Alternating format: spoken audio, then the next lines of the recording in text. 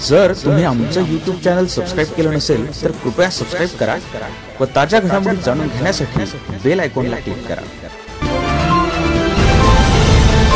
नवापूर शहरात स्टेट बँकेने मोठी कॅश जमा करण्यासाठी विशेष सुविधा बँकेने सुरक्षित असे काउंटरची व्यवस्था केली। नवापूर शहरातील इतर बँका असो अथवा एजन्सीचे मालक जे नेहमी मोठी रक्कम जमा करण्यासाठी या शाखेत येत असतात, नेहमीप्रमाणे निलेश प्रजापती यांनी आपली रक्कम मोजून ट्रेमध्ये ठेवून काउंटरवर दिली।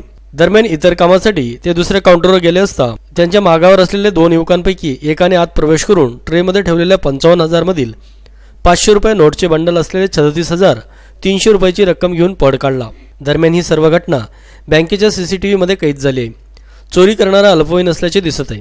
दिवसाढवळ्या बँकेतून झालेल्या धाडसी चोरीमुळे व्यापाऱ्यांमध्ये घबराटीचे वातावरण असून उशिरा संध्याकाळी व्यापारी संघटनेच्या पदाधिकाऱ्यांनी पोलीस स्टेशन गाठले। काही कामानिमित्त वरिष्ठ अधिकारी पोलीस स्टेशनला आल्याने स्थानिक पोलीस अधिकाऱ्यांनी भेटण्यास मज्जाव केला।